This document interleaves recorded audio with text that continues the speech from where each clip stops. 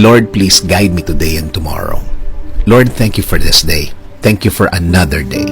Alam ko na marami na namang opportunity ang darating sa araw na ito. Alam kong darating na ang pagkakataon na inaantay ko, Lord.